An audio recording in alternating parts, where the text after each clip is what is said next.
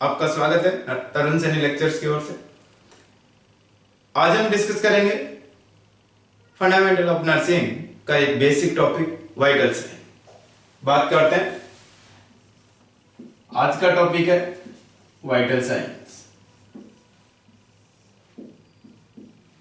देखिए, आपके द्वारा जो वीडियो में सजेशन मिले थे कि किसी भी एक टॉपिक को आप पूरा कीजिए, तो हम कोशिश करेंगे कि जब तक ये वाइटल साइन वाली यूनिट पूरी नहीं हो जाती है, हम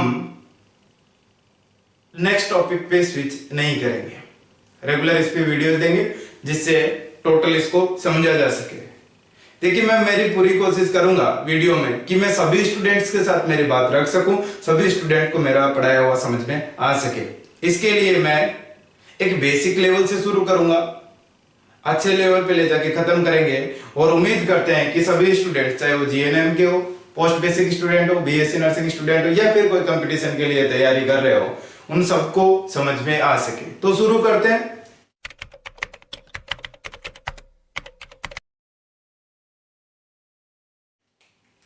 वाइटल साइन। देखिए, बात करें कि वाइटल साइन है क्या। What is vital sign? What is, क्या है ये वाइटल साइन? तो देखिए, हम इस पे डेफिनेशन की तरफ चले हैं कि वाइटल साइन क्या है। तो एक सिंपल थिंग जो याद रखनी है वो ये है कि vital signs are the clinical information. These are the clinical information related to patient's vital organ. Vital signs are clinical information that are related to vital organs of patient. And another thing that we have to know that about vital signs are, first thing is clinical information that are related to vital signs. Second thing जो हमको याद रखनी है vital science के बारे में वो ये है, दे स्टेट अबाउट एसेंशियल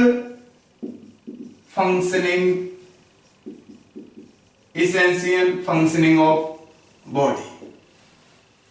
ऐसी क्लिनिकल इंफॉर्मेशंस जो वाइटल साइंस से रिलेटेड हो, मींस वाइटल ऑर्गन से रिलेटेड हो, और जो हमको हमारी बॉडी के एसेंशियल फंक्शंस हैं, सर्कुलेशन है, रेस्पिरेशन है, मेटाबॉलिज्म है, जो वाइटल्स बोल सकते हैं, जिनको एसेंशियल फंक्शनिंग है, जो ऑटोनॉमिक नर्वस सिस्टम से कंट्रोल हो रही है, सारी चीजें, उनके बारे में आइडियाज देती हो, उनके बारे में बताती हो कि क्या इसकी स्थिति है। इनको बोलते हैं वाइटल साइंस। तो फर्स्ट हमने कंप्लीट किया डेफिनेशन कि वाइटल साइन क्या है। These are the clinical information related to vital organs of patient. Another is they state about essential functioning of body. वो हमको बताती है कि पेशेंट की जो इसेंशियल फंक्शनिंग है बॉडी की, वो कैसी चल रही है, वो इंप्रूव हो रही है या फिर उसके अंदर डिप्रीवेशन हो रहा है, ये बताते हैं। आगे बात करते हैं कि जो वाइटल साइन है वो कौन कौन से होते हैं। इसकी बात करें तो इसके अंदर आता है आपके 4 वाइटल साइंस होते हैं। Basically body temperature, second one is pulse rate, third one is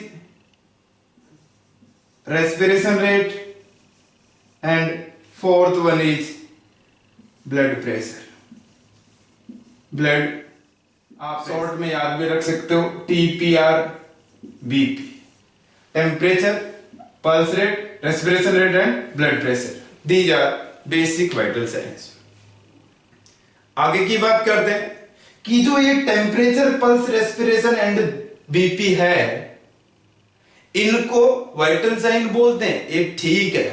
दूसरी बात, इनका नाम एक और है कि इनको क्या बोलते हैं, कार्डिनल साइन भी बोलते हैं, कार्डिनल साइन भी बोलते हैं, या फिर वाइटल्स भी बोलते हैं। Another name vital signs, cardinal sign और वाइटल्स। अब बात करते हैं कि ये क्यों बोलते हैं इनको। तो देखिए हमारी बॉडी के अंदर यदि कोई भी डेविएशन हो, स्लाइट डेविएशन भी यदि बॉडी के अंदर हो, स्लाइट डेविएशन का मतलब है थोड़ा बहुत भी चेंजेज हो जो वाइटल ऑर्गन से रिलेटेड है हमारी बॉडी के अंदर, उसमें स्लाइट डेविएशन को भी डिटेक्ट किया जा सकता है। किसकी हेल्प से? वाइटल साइंस की हेल्प से। इसलिए these vital signs are also known as cardinal sign और वाइटल्स। जहां तक मैं उम्मीद करता हूं कि चीजें धीरे धीरे क्लियर हो रही होगी।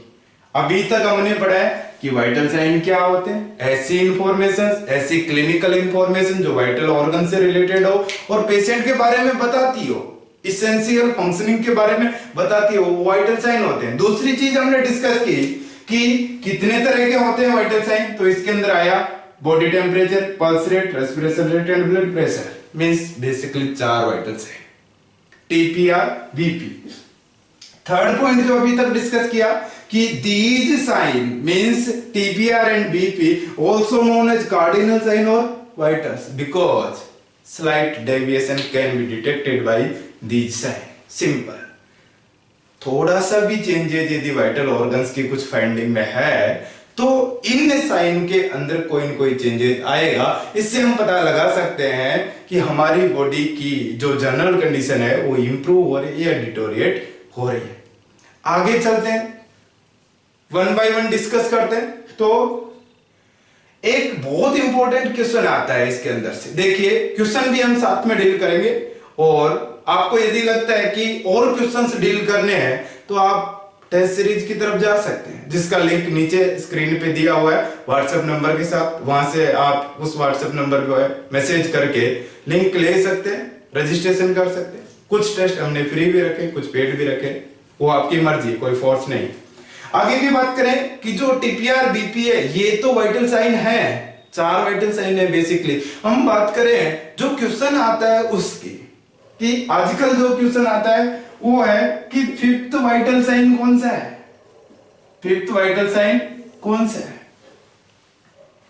बात करें एम्स का एक बार एग्जाम हुआ था, डीजीएच जिसमें 2 एम्स ने मिलकर एक एग्जाम लिया था, 2016 की बात है शायद। उसमें पूछा था कि 5th वाइटल साइन कौन सा है। देखिए जब बात 5th वाइटल साइन की आती है तो हमारे पास 3-4 चीजें सामने आती है। फर्स्ट आता है 5th वाइटल साइन के बारे में जैसी बात होती है तो फर्स्ट बात आती है पेन की, कि क्या पेन 5th वाइटल साइन है। दूसरी बात आती है pulse oximetry, pulse oximetry means SpO2, saturation oxygen का, पेरिफेरल सैचुरेशन ऑफ ऑक्सीजन, क्या ये वाइटल साइन है। और बात करें थर्ड पॉइंट आता है मेंस्ट्रुअल साइकिल के regarding history, normal menstrual cycle के रिगार्डिंग हिस्ट्री, क्या ये वाइटल साइन है। और जो फोर्थ आता है वो आता है ब्लड ग्लूकोज लेवल, क्या ये 5th वाइटल साइन है। तो मैं आपको बता देता हूं कि जो 5th वाइटल साइन है उसमें ये चारों चीजें इंक्लूड की गई है। कौन कौन सी? Pain, pulse oximetry, menstrual cycle history and blood glucose level. अब बात करें कि एग्जाम में यदि क्वेश्चन आए तो कैसे सोल्व करेंगे इसको, तो उसके लिए देखिए मैं आपको बताता हूं कि इनमें से जो स्टैंडर्ड 5th वाइटल साइन जिसको माना गया है वो माना गया है किसको? पेन को। तो यदि डायरेक्ट आपसे क्वेश्चन पूछता है कि 5th वाइटल साइन कौन सा होगा तो आप सीधी बात करेंगे किसकी, कि 5th वाइटल साइन पेन होगा। देखिए एक क्वेश्चन और आया था दूसरे रिक्रूटमेंट बोर्ड में कि पेशेंट का जीसीएस पुअर है, ग्लासगो कोमा स्केल की बात करें उसका स्कोर पुअर है, 3 है, बहुत इससे बेकार कुछ नहीं हो सकता, लोवेस्ट है 3। अब हम बात करें ऐसी कंडीशन में पेन एक ऐसा कोई रिलायबल उतना इंडिकेटर नहीं है जो अच्छी इंफॉर्मेशन दे सके, क्योंकि क्लियरली पहले ही बोल दिया कि जीसीएस 3 है। पेशेंट अनकॉन्शियस है, पूरी तरीके से रेस्पॉन्ड किसी से भी नहीं करेगा, ना वर्बल स्टिमुलाई से, ना मोटर, ना पेन से। इस टाइम पे हम बात करें तो वैल्यू बढ़ जाती है किसकी? SpO2 की पल्स ऑक्सीमेट्री है, इसकी वैल्यू बढ़ जाती है SpO2 की। तो जो SpO2 है इसको इन कंडीशंस में, इमरजेंसी कंडीशंस के अंदर फिफ्थ वाइटल साइन मान सकते हैं। यदि दोनों कंडीशन दे रखी है, कोई स्पेसिफिक कंडीशन आपको नहीं बताई है कि किसके अंदर क्या मानना है, और क्वेश्चन ये है कि फिफ्थ वाइटल साइन कौन सा होगा, then standard fifth vital sign is pain. बाकी सारे पांचों इंक्लूड किए गए हैं, स्टैंडर्ड कौन सा है, पेन है। आगे चलते हैं, one by one body temperature, pulse, respiration and BP को डिस्कस करेंगे। अब हम बात करते हैं जो हमारा वाइटल साइन है बॉडी टेम्परेचर, उसके बारे में डिस्कस करते हैं। चलिए,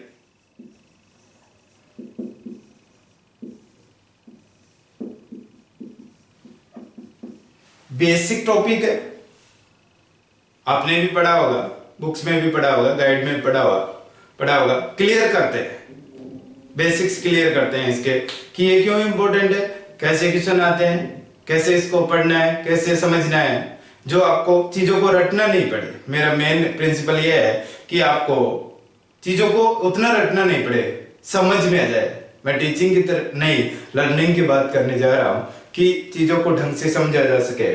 तो बात करते हैं आज कि बॉडी टेम्परेचर क्या होता है। पहली चीज तो कुछ डेफिनेशंस यहाँ पे निकल के आती हैं। बात करते हैं, body temperature means it is the balance between heat loss and heat production. Balance between heat loss and heat production. बात करते हैं इसकी। हीट लॉस की बात करें, it is also termed as thermogenesis. Thermo means heat, genesis मतलब बनना, production होना, हीट का प्रोडक्शन होना, उसको बोलते हैं क्या, थर्मोजेनेसिस। सॉरी, यहां से लिंक करते हैं, heat production is also known as thermogenesis. बात करते हैं हीट लॉस की, तो heat loss is known as thermolysis. तो हम ये भी बोल सकते हैं कि बॉडी टेम्परेचर क्या है, कि it is the balance between thermolysis and thermogenesis. इस प्रोडक्शन और हीट लॉस दोनों के बीच के में जो बैलेंस है, उसके बाद जो हमारी बॉडी में जितना टेम्परेचर बचता है वो बॉडी टेम्परेचर है। सिंपल। दूसरी बात करते हैं, दूसरी डेफिनेशन की तरफ चलते हैं। बहुत अच्छी डेफिनेशन है कि it is the means body temperature is the degree of heat maintained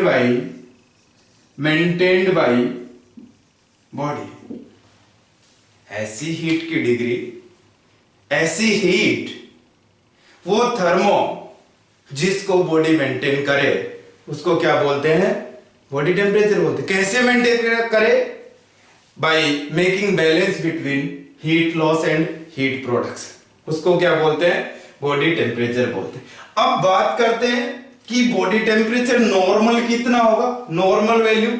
तो देखिए इनकी रेंज होती है, ठीक है, पर एक एग्जैक्ट पॉइंट की बात करें तो ये होगा 98.6 डिग्री फ़ारेनहाइट, और सेल्सियस की बात करें तो 37 डिग्री सेल्सियस।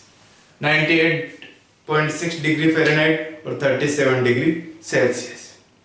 पहले बहुत दिन पहले ऐसे क्वेश्चन आते थे कि नॉर्मल बॉडी टेम्परेचर कितना होता है, इसमें डिग्री चेंज कर देता था, 98.6 तो लिखता था पर इसकी जगह सेल्सियस लिख देता था और फ़ारेनहाइट की जगह ये लिखते था। अब वो जमाना गया। यदि आप इस उम्मीद में हो कि ऐसे क्वेश्चन आएंगे तो अभी नहीं आएंगे।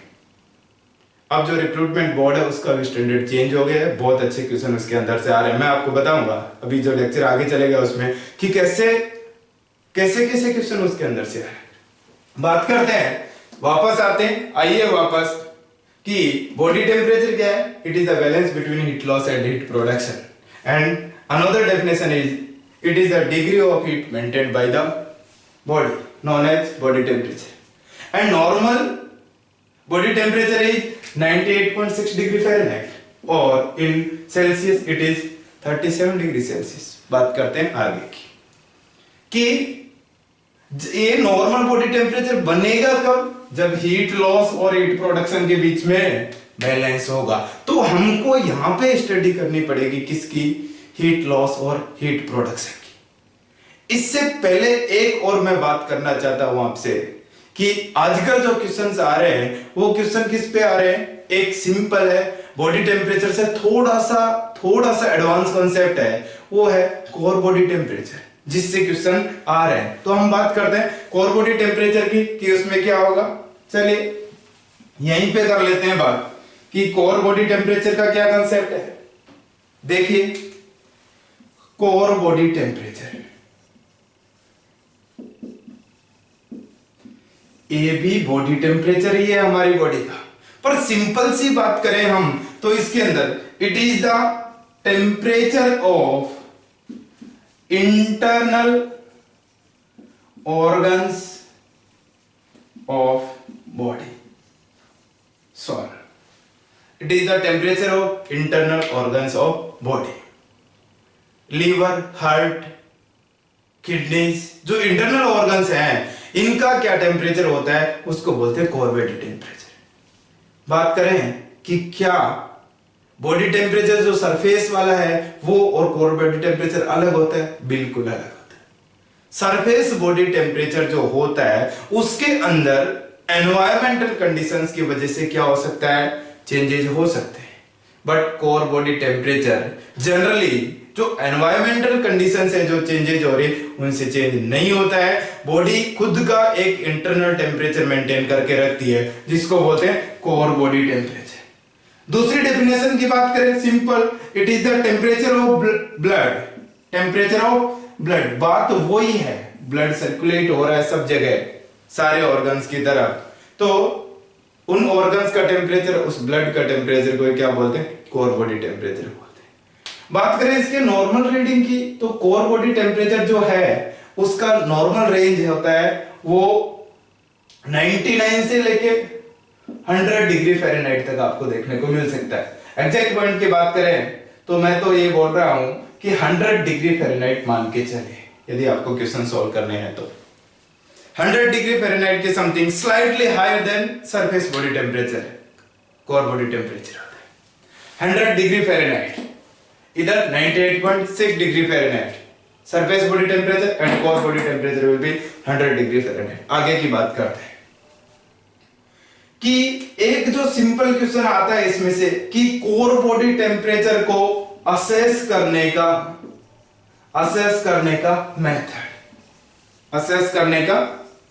Method, most reliable method to assess core body temperature, और इसका एक ही आंसर देंगे हम, वो कौन सा होगा, tympanic membrane method. Tympanic membrane method core body temperature assess करने का मेथड। डायरेक्ट सेम वस्कुलेचर से टेम्परेचर उठाना है जो हाइपोथैलेमस को सप्लाई कर। दूसरी बात करें तो इसका दूसरा नाम भी वो दे सकता है, इसको ये भी बोल सकता है टेम्पोरल मेथड। दोनों मेथड हैं, एक का ही दो नाम है, इससे कोर बॉडी टेम्परेचर असेस किया जा सकता है। और टेम्पोरल मेथड से जो असेस करेंगे उसकी रीडिंग आएगी 99.8 डिग्री फ़ारेनहाइट। नॉर्मली बात कर रहे हैं, एक एवरेज है 99.8 डिग्री फ़ारेनहाइट इसकी रीडिंग देखने को मिलेगी। तो सिंपल क्वेश्चन आए कि कोर बॉडी टेम्परेचर क्या होता है, इंटरनल ऑर्गन्स का होता है, और कैसे असेस करते हैं, तो टिम्पैनिक मेम्ब्रेन मेथड और टेम्पोरल मेथड से हम उसको असेस कर सकते हैं। आगे चलते हैं, नेक्स्ट क्वेश्चन ये कि कैसे बॉडी रेगुलेट करती है, कैसे, कितना थर्मोलाइसिस होना है, कितना थर्मोजेनेसिस होना है, कितना हीट का प्रोडक्शन होना है, कितना लॉस होना है, ये देखिए। वैसे ऑटोनॉमिक नर्वस सिस्टम इनको कंट्रोल करता है जो सीएनएस के अंदर आता है। हम बात करें कि कौन सा सेंटर इसको कंट्रोल करता है, तो देखिए एक सेंटर होता है जो इसको कंट्रोल करता है, उसका नाम है थर्मो रेगुलेटरी सेंटर। ये कंट्रोल करता है आपके किसको, body temperature, thermo regulatory centre. और ये थर्मोरेगुलेटरी सेंटर है, ये प्रेजेंट होता है कहां पे? सेंट्रल नर्वस सिस्टम की बात करें तो ब्रेन के अंदर हाइपोथैलेमस। कहां पे? हाइपोथैलेमस के अंदर प्रेजेंट होता है। यदि एग्जाम में क्वेश्चन आए कि body temperature is regulated by, body temperature is regulated by, और उसके अंदर यदि दो ऑप्शन दे दे आपको, फर्स्ट तो ये दे दे हाइपोथैलेमस और दूसरा दे दे thermo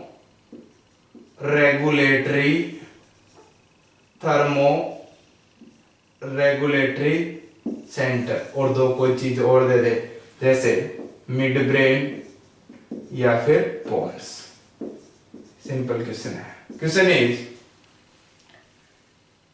body temperature is regulated by, simple question DSSB type का। क्या आंसर देंगे? रट्टा लगा दिया कि हाइपोथैलेमस कंट्रोल करता है, हाइपोथैलेमस कंट्रोल करता है। अरे बात भी सही है कि हाइपोथैलेमस कंट्रोल करता है, पर यहां थोड़ा सा देखिए, पढ़ना अलग बात है, पढ़ाना अलग बात है, पढ़ के याद रखना अलग बात है, एग्जाम के अंदर क्वेश्चन सॉल्व करना अलग बात है। सिलेक्शन ऐसा नहीं है कि पढ़ने से ही हो जाता है।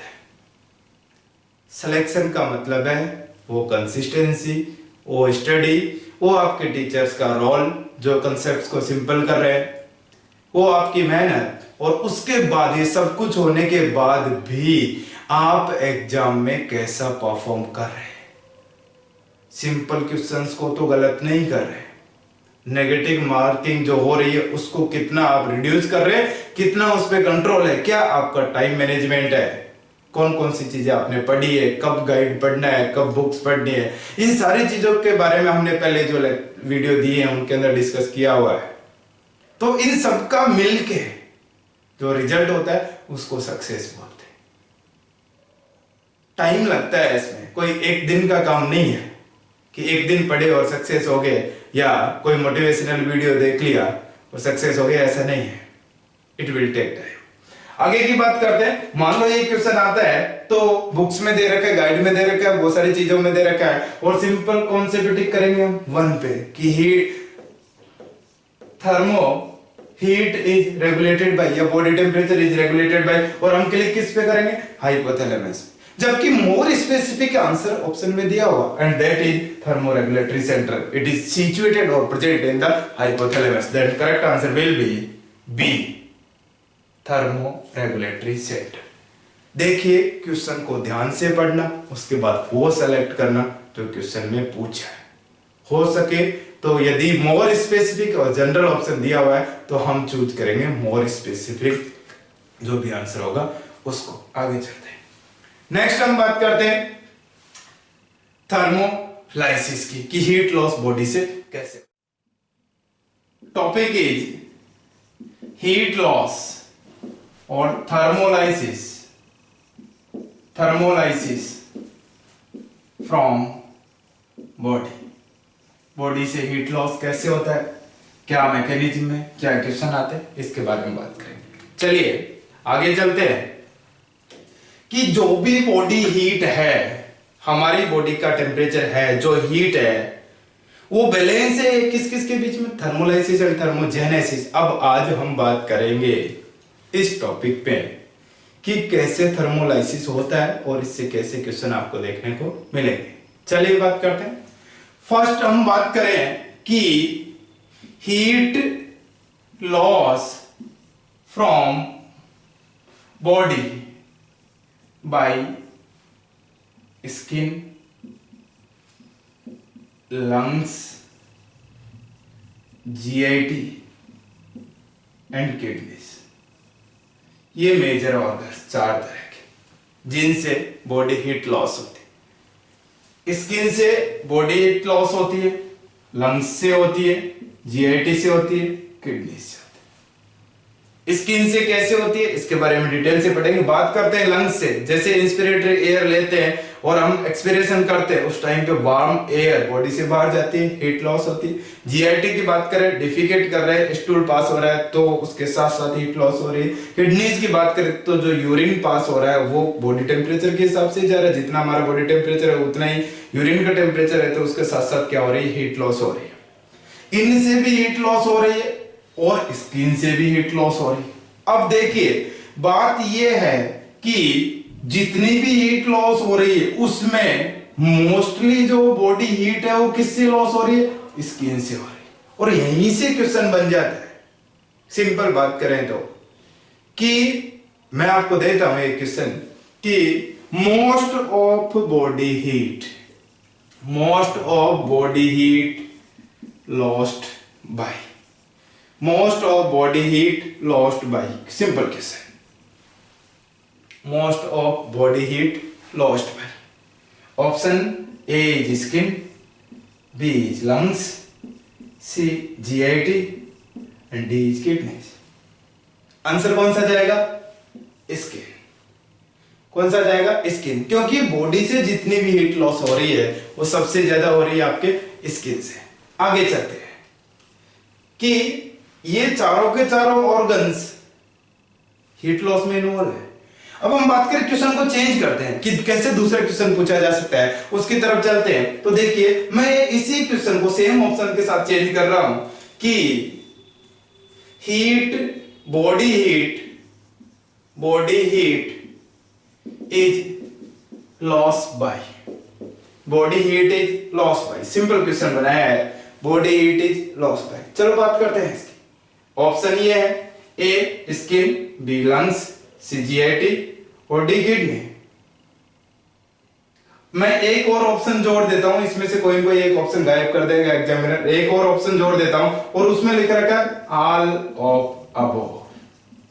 क्या आंसर दोगे, ऑल ऑफ अबोव, क्योंकि क्वेश्चन में ऐसे डेफिनेट नहीं किया है कि सबसे ज्यादा हीट लॉस किससे होती है, ऐसे बात नहीं की। तो सारे ऑर्गन किसमें हीट लॉस में इन्वॉल्व हैं, तो आंसर कौन सा हो जाएगा, डी। और चेंज करके बताते हैं इसी क्वेश्चन को कि और कैसे आ सकता है। समझिए सेम क्वेश्चन है, body heat is lost bye, body is lost by which organ और आगे लिख दिया एक्सेप्ट, विच ऑर्गन और आगे लिख दिया एक्सेप्ट। ऑप्शंस की बात करें, देखिए ऑप्शन लिख रखे, स्किन, लंग्स, जीआईटी और यहां पे मान लीजिए लिख दिया बोन। अब चारों में से एक सिलेक्ट करना पड़ेगा, तो कौन से बात करेंगे। देखिए इसमें गलती होने का कौन चांस है, मैं उसकी बात कर रहा हूं। मैं आपको एग्जाम में सोल्व कैसे करना है उसकी भी साथ साथ बात कर रहा हूं कि क्वेश्चन को हम बहुत जल्दी पढ़ेंगे कि body is lost by which organ, बस सिंपल क्वेश्चन है ना, हमको लगता है कि बहुत जल्दी सॉल्व कर देंगे इसको। सिंपल क्वेश्चन है, वैसे पढ़ेंगे, बहुत जल्दी पढ़ेंगे कि body is lost by which organ except. ध्यान यहां एक्सेप्ट तक तो जाता ही नहीं है क्योंकि क्वेश्चन बहुत बड़ा नहीं है और ये क्वेश्चन है दुश्मन। और क्वेश्चन को यदि हल्का समझा और मान लीजिए प्रॉब्लम हो गई, कभी भी क्वेश्चन को हल्का नहीं समझना है, पूरा पढ़ना है। पूरा पढ़ने के बाद पूछना है कि क्वेश्चन में पूछा क्या है। क्वेश्चन में पूछा है कि कौन से ऑर्गन से नहीं होती है, तो बात करें स्किन से नहीं होती है, लंग्स से नहीं होती है, या होती है बताओ, होती है, ठीक है। इससे हो रही है, इससे हो रही है, जीआईटी से हो रही है और बोन से डायरेक्टली कोई ऐसा नहीं है कि हीट लॉस हो रही हो, तो आंसर विल बी बोन। कौन सा होगा, बोन। तीन तरीके से एक ही क्वेश्चन को मैंने आपको पूछ के बताया। जिन लोगों ने 3-4 एग्जाम दिए हैं उन्होंने सोचा है कि एग्जाम कैसे आते हुए गलत होते हैं, वो लोग इसको सही करेंगे। जो पहली बार एग्जाम दे रहे हैं या 2-3 बार जिन्होंने दिया है और जिन्होंने सेल्फ असेसमेंट नहीं किया है कि क्वेश्चन कैसे गलत होते हैं, वो अभी भी इस क्वेश्चन का आंसर कौन सा सेलेक्ट करेंगे, ए, कि स्किन से हीट लॉस होती है। क्वेश्चन की लेवल देखना बहुत जरूरी है। वन मोर थिंग, ऐसा कोई सा भी क्वेश्चन हो, चाहे मान लीजिए कि ए आंसर सही है, पूरी तरीके से ए आंसर सही है, फिर भी मैं आपको रिकमेंड करूंगा कि चारों ऑप्शन पूरे पढ़ें। हो सकता है लास्ट वाला ऑप्शन और ज्यादा सही हो। आगे चलते हैं। आगे की बात है heat loss from skin. Methods of heat loss बात कर रहे हैं। मोस्ट ऑफ बॉडी हीट जो स्किन से लॉस होती है, उससे कौन कौन से मेथड है जिससे हीट लॉस हो सकती है। देखिए, फर्स्ट वन इज कंडक्शन। घबराने की जरूरत नहीं, सब कुछ याद होगा। कैसे समझाना है वो मेरी प्रॉब्लम है, आपने केवल समझना है, वीडियो बंद करके भागना नहीं है बीच। वो बोलते हैं ना कि ये तो तपस्या है, सिलेक्शन है, जितना तपेंगे उतना जल्दी निखार आएगा। स्टडी चाहे ऑनलाइन हो चाहे ऑफलाइन हो, स्टडी स्टडी होती है। फिर भी मैं बोलता हूं कि क्लासरूम स्टडी बेस्ट है।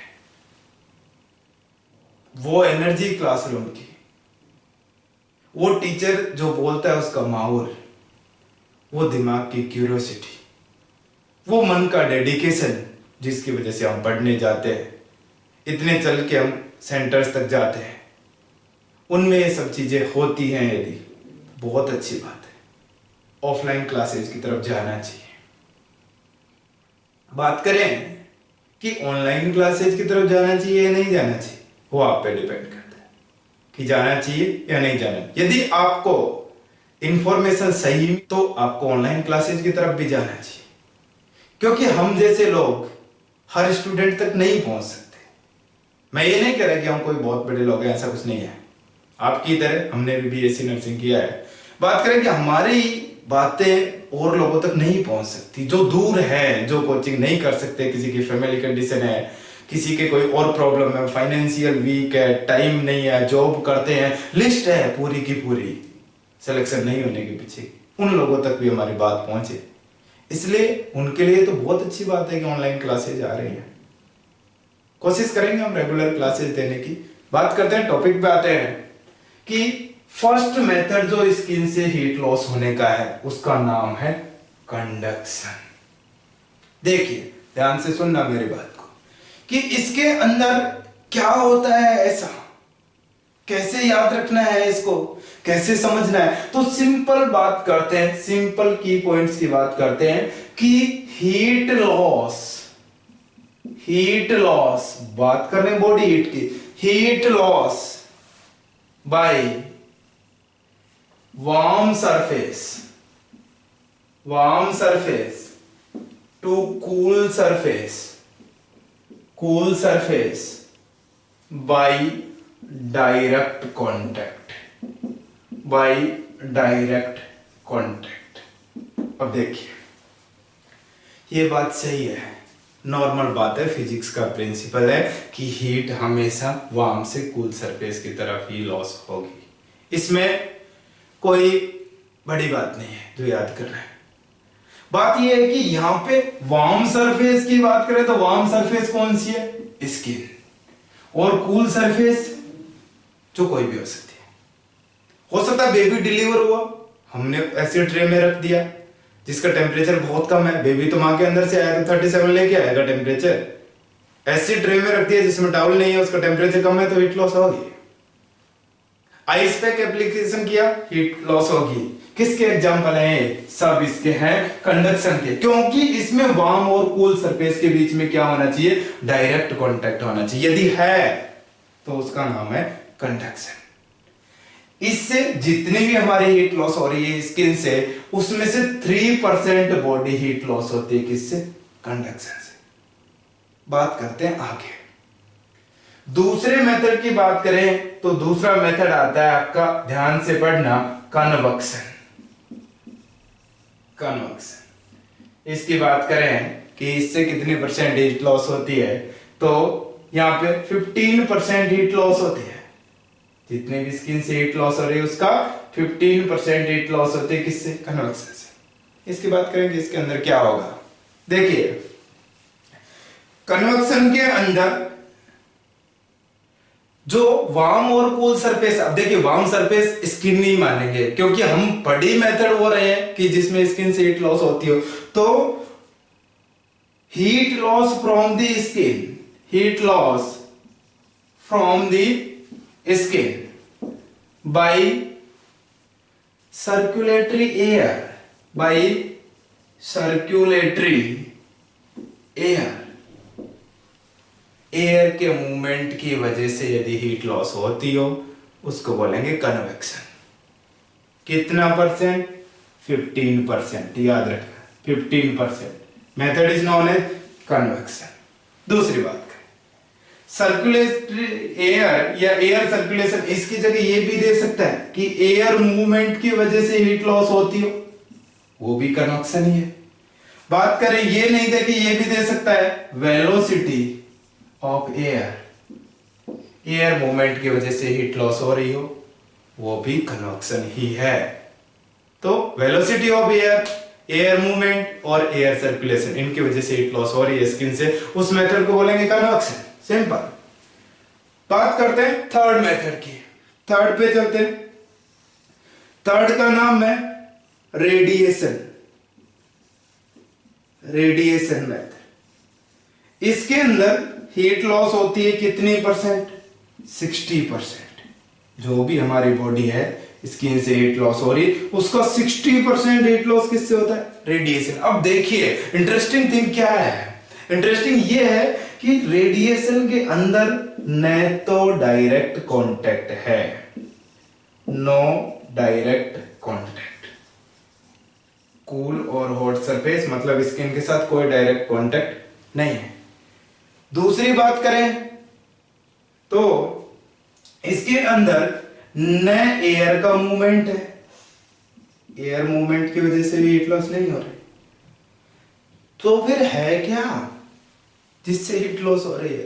बात करते हैं कि इसके अंदर जो हीट लॉस हो रही है वो कहां से कहां हो रही है, इसकी तरफ चलते हैं। मैं इधर लिखता हूं, थोड़ा इधर ध्यान दीजिए कि heat loss from uncovered body surface, uncovered body surface to cool object, cool objects by radiation, by radiation और इलेक्ट्रोमैग्नेटिक वेव्स। बात करते हैं कि कैसे होती हो। मान लीजिए हम कहीं घूमने गए हुए हैं, सो रहे हैं रूम के अंदर, सर्दी के दिन है, गलती से रजाई बॉडी से नीचे गिर जाती है। अब सरफेस बची अनकवर्ड बॉडी सरफेस, हाथ पैर है, ठीक है, जो भी अनकवर्ड बॉडी सरफेस है वहां से हीट लॉस हो, सर्दी लगेगी या नहीं लगेगी? लगेगी ना। तो बात करते हैं कैसे होगी। एयर का मूवमेंट है क्या? हवा चल रही है क्या? फैन चला रखा है? नहीं, सर्दी के दिन है, रजाई ऊपर से नीचे गिर गई, ये होगा। तो कैसे हीट लॉस होगी? बात उसी की कर रहे हैं। फैन नहीं चल रहा मतलब कन्वेक्शन तो नहीं है, जो इधर बात की थी हमने, कन्वेक्शन तो नहीं है। नहीं कोई हम बर्फ के ऊपर सो रहे हैं, हमारे ऊपर बर्फ सो रही है, ऐसा तो नहीं है, मतलब कंडक्शन भी नहीं है, फिर भी हीट लॉस हो रही है क्योंकि वो दीवारें ठंडी है, वो एनवायरमेंट ठंडा है जिसके अंदर हीट लॉस हो रही है, ठीक है। तो heat loss by radiation, there is no direct contact of air movement और no direct contact with cool object. उसके बाद भी अनकवर्ड बॉडी सरफेस से हीट लॉस हो कूल ऑब्जेक्ट की तरफ, this is known as radiation. और इंटरेस्टिंग बात, 60% हीट लॉस किससे होती है? रेडिएशन से। बात कर रहे और आगे चलते हैं। नेक्स्ट आता है फोर्थ जो मेथड है, इसकी हम बात करें कि हीट लॉस होती है इवेपोरेशन से, इवेपोरेशन। इवेपोरेशन की बात करें तो इसके अंदर 22%, याद रखना परसेंटेज कई बार एग्जाम में आते हैं, 22% हीट लॉस होती है इवेपोरेशन से। कैसे होती है? बात करते हैं कि इवेपोरेशन है क्या, यहां से शुरू करना पड़ेगा। तो इवेपोरेशन की बात आ रही है, इवेपोरेशन की बात करें, इसके अंदर क्या होता है कि लिक्विड कन्वर्ट हो जाता है किसके अंदर? वेपर। और फिजिक्स ये बोलती है कि जब कोई भी लिक्विड वेपर में कन्वर्ट होता है तो उस सरफेस से एनर्जी लेता है, मतलब हीट लॉस होती है। हमको स्वेटिंग हुई, इवोपरेशन हुआ, हीट लॉस। बेबी मां के अंदर से बाहर आया, एमनियोटिक फ्लूइड इवोपरेट हुआ, हीट लॉस। कितना परसेंट? 22%। इधर डिस्कस किया 22%, यहां भी हम मेंशन कर सकते हैं 22% हीट लॉस किससे हुई? इवेपोरेशन। अब बात करते हैं क्वेश्चंस की। ये चारों मेथड हीट लॉस के हैं। किससे? स्किन से होने वाली। कौन कौन से हैं? बात करते हैं। Conduction, convection, radiation and evaporation. अब बात करें कि किसमें डायरेक्ट कांटेक्ट है, किसमें इनडायरेक्ट कांटेक्ट है, ये तो बहुत कंफ्यूजिंग मैटर हो गया। कैसे सोल्व करें इसको? तो बात करते हैं नेक्स्ट हम कि कैसे याद करें। यहां पे जरूरत पड़ती है टीचर्स की, वैसे आप भी याद रख सकते हो, ऐसी बात नहीं है। कि देखिए, ध्यान से देखिए, कंडक्शन डायरेक्ट कांटेक्ट हुआ है, कन्वक्शन एयर का मूवमेंट है, रेडिएशन न डायरेक्ट कांटेक्ट है न एयर का मूवमेंट, इलेक्ट्रोमैग्नेटिक वेव से हुआ है, इवेपोरेशन लिक्विड वेपर में कन्वर्ट हुआ है। इवेपोरेशन याद हो जाएगा, रेडिएशन भी याद हो जाए। कंफ्यूज हो रहा है किसमें? कंडक्शन और कन्वक्शन। ध्यान दीजिए, मैं एक कलरफुल मार्कर से आपको मार्क करके बताता हूं। देखिए, ग्रीन है मेरे पास, यहां पे क्या आ रहा है? डी कंडक्शन में, यहां पे क्या आ रहा है? वी। ध्यान दीजिए, ये विजिबल नहीं है शायद, कोई नहीं। यहां पे आ रहा है, ब्लैक से देखते हैं, कंडक्शन में डी, यहां पे आ रहा है वी। डी से याद रख लो क्या चीज? Direct contact. और वी से याद रख लो velocity of air. Velocity of air means air का मूवमेंट।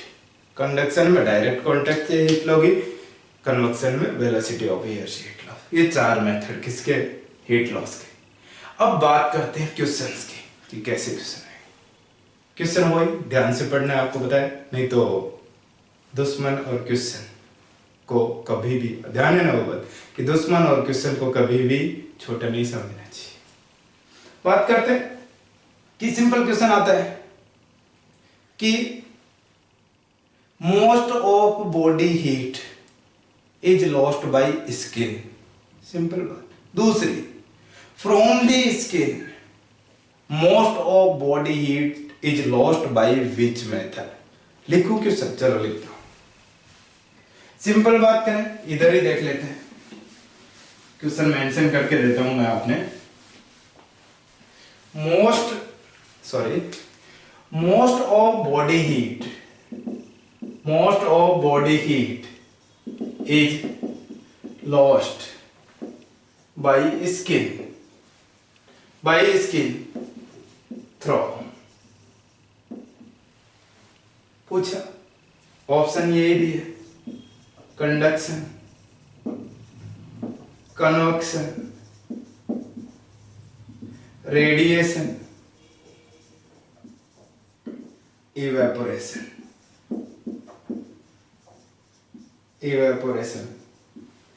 इससे कंडक्शन से 3%, डायरेक्ट कांटेक्ट था जिसमें वेलोसिटी ऑफ एयर था, इससे 15%, from the radiation 60% and amount of air from the evaporation is 22%. Question is asking about most of body closed by skin by which method, means through which of the following. Answer will be radiation. 60% body heat. बोले सबसे कम किससे होती है? Least heat loss किससे होती है? Minimal heat loss कौन सी किससे होती है? तो बात किसकी आएगी? कंडक्शन की। अलग अलग क्वेश्चन भी आ सकता है, डेफिनेशन देके भी पूछ सकता है चारों की, कि इनमें से कंडक्शन कौन सा होगा जिसमें डायरेक्ट कांटेक्ट होगा, कन्वक्शन कौन सा होगा जिसमें वेलोसिटी ऑफ एयर होगा, रेडिएशन कौन सा होगा जिसमें एयर का मूवमेंट नहीं होगा, न डायरेक्ट कांटेक्ट होगा, इलेक्ट्रोमैग्नेटिक वेव से लॉस और इवेपोरेशन तो आप जानते ही हैं। आगे बात करें, और क्या आ सकता है? एक सिंपल क्वेश्चन बताता हूं मैं। एक बार एक रिक्रूटमेंट बोर्ड था, मेरे को इतना ध्यान नहीं, डीएसएसबी शायद 2009 के समथिंग का कुछ था। बात पूछा था ओसिलेटिंग फैन से जो हीट लॉस होगी वो कौन सा? देखिए, ओसिलेटिंग फैन कोई बड़ी बात नहीं है, सिंपल जो फैन चलते हैं उन्हीं की बात है। कि फैन चल रहा है, हीट लॉस होगी, तो एयर का मूवमेंट है, एयर का मूवमेंट है, हीट लॉस हुई किससे? कन्वेक्शन से। तो ऐसे सिंपल क्वेश्चन भी आते।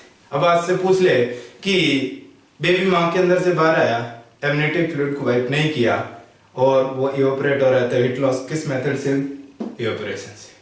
समझ रहे हैं बात को? ये सिंपल क्वेश्चन से जो डील किए, काफी मैंने धीरे धीरे पढ़ाने की कोशिश की है कि हर स्टूडेंट तक मेरी बातें जा सके। आज हम यही डील करेंगे। नेक्स्ट जो लेक्चर होगा वो बात करेंगे हीट प्रोडक्शन के मेथड्स पे, उसके साथ भी कुछ क्वेश्चन सॉल्व करेंगे। और भी यदि आपको क्वेश्चन पढ़ने हैं तो आप हमारी ऑनलाइन टेस्ट सीरीज ज्वाइन कर सकते हैं, जिसका लिंक नीचे स्क्रीन पे दिया गया है। ये व्हाट्सएप नंबर है, इन पे आप मैसेज भेज सकते हैं, टेस्ट सीरीज ज्वाइन कर सकते हैं। क्या फायदे है बात करते हैं। एक तो पर टेस्ट 100 क्वेश्चन है, जो भी इंपॉर्टेंट क्वेश्चन है उनके रेशनल दिए हुए, तुरंत आपको रिजल्ट मिलेगा। मोबाइल पे दे सकते हो टेस्ट, 1.5 घंटे चलेगा, मीन्स फिक्स किया हुआ टाइम एम्स की तरह कितना है, तो आप सेल्फ इवेल्युएशन कर सकते हैं। बहुत ही मिनिमम कॉस्ट पे हम अवेल करा रहे हैं। कुछ टेस्ट फ्री भी रखे हैं, 3 टेस्ट हमने फ्री रखे हैं कि स्टूडेंट एक बार देख ले कि उसके लिए फायदे का सौदा है। कोई प्रेशर नहीं है, अच्छा लगे तो दीजिए, अच्छा नहीं लगे तो वीडियो देखिए, यहाँ पे भी मैं क्वेश्चन सॉल्व कराता हूँ। आज के लिए इतना ही। Thank you so much for your valuable time spending and watching Tarun Seni lecture.